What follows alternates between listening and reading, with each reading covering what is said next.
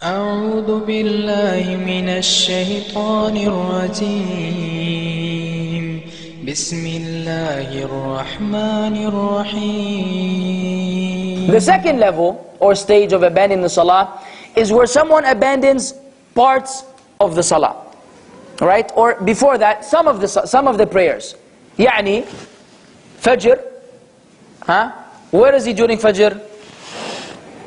Nice, soft pillow he bought from, Bawadi or somewhere, I don't know. Comfortable at the time of Salah. Salatul Fajr, Salatul Asr, after coming home from a hard day of work, what seems most suitable is the bed. People in this particular state are in a very dangerous position with Allah subhanahu wa ta'ala. In fact, the Prophet sallallahu alaihi wasallam had clearly said, أثقل الصلاة على المنافقين الفجر والعشاء ولو يعلمون ما فيهما لأتوهما ولو حبوا أو كما قال صلى الله عليه وسلم. The most difficult prayers upon the hypocrite are the two prayers of Fajr and Isha. Now pay attention, I just want to make a comment. Today, because of the lifestyle which we are leading, Isha is no longer a problem for most. Because either way people go to sleep at midnight, right? Back then, they would actually go to sleep early. They didn't have electricity, they didn't have a TV station, sitting there watching TV until midnight. When night came in, khalas, the day is over. So the Prophet ﷺ would talk less. Now we give lectures at the end of the night. Back then, after Isha, the Prophet ﷺ disliked saying anything, right? And it was time for sleeping. So Isha for them may have been difficult because sometimes it was delayed and then people were tired already. Today we live a different lifestyle, so you find people praying Isha with no problem. The real problem is in Fajr and Asr. Tayyib. The most difficult then salah upon who? Munafiqeen. Hypocrites. Those who pretend to be Muslims but are not. Are these two prayers. And he said, if they knew what kind of goodness was waiting for them in these prayers, they would have come even if they had to crawl on the ground. Now, the problem is that many of us don't really realize the dangers of this hadith. When the Prophet ﷺ is describing one of us as a munafiq, yani if you were to be in his presence and he knew you were among those who sleep for Fajr, his opinion of you will be that you're a munafiq among his ummah. Would any one of us be delighted with this status? Would any one of us be okay with the Prophet ﷺ saying that about us? No way. So this is very unfortunate that many people sleep during Fajr. Even though among the disbelievers, among the kuffar, are those who go out at 4 in the morning. You know for what? Who can guess? If you heard it from me before, don't guess. You'll be giving me an answer I gave you. But I want people to guess. Yes, akhi? For the fresh air of the weather? Fresh air of the weather, maybe. Something, I wish it was that. Something worse. Why would a kafir go out of the house at 4 in the morning? Dog. For the dog. They have a dog that needs to relieve himself. And believe it or not, these people go out 4:30 or 4 in the morning. Take the dog out with a plastic bag in their hand. So when the dog finishes his business, they clean after him and go back into the house.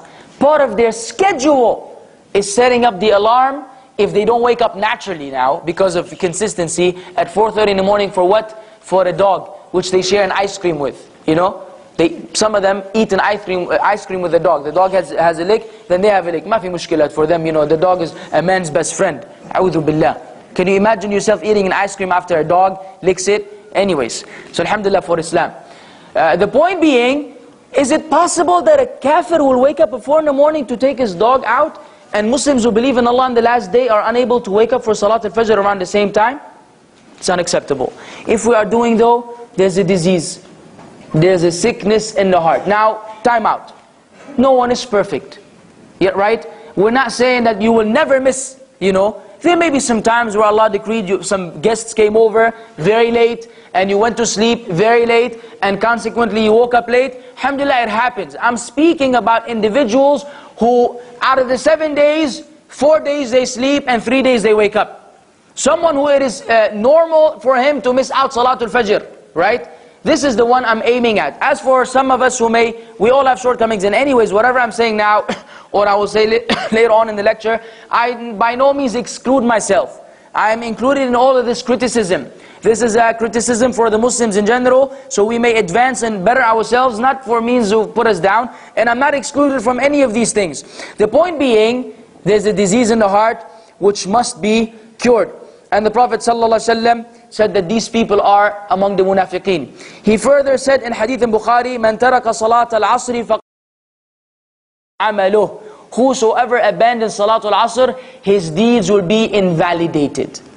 His deeds will be void. It's an act of disbelief. Because again, abandoning any salah, as I mentioned to you according to the Sahaba and many of the ulama, constitutes disbelief. Salatul Asr has a special virtue because it's as-salatul wusta, according to many of the ulama, وَحَافِظُوا عَلَى الصَّلَوَاتِ وَالصَّلَاةِ الْوُسْطَى وَقُومُوا لِلَّهِ قَانِتِينَ. And observe your prayers, and the middle prayer, which many of the ulama consider to be Asr, and stand in front of Allah with humility. We will deal with that also inshaAllah ta'ala.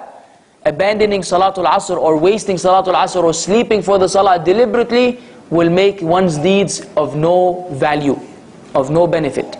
Again, if we were defeated by sleep, after setting up the alarm, having our children, wives, whatever, parents wake us up, and we still fail to wake up, Allah al-Musta'an. As soon as we wake up, we do the Salah.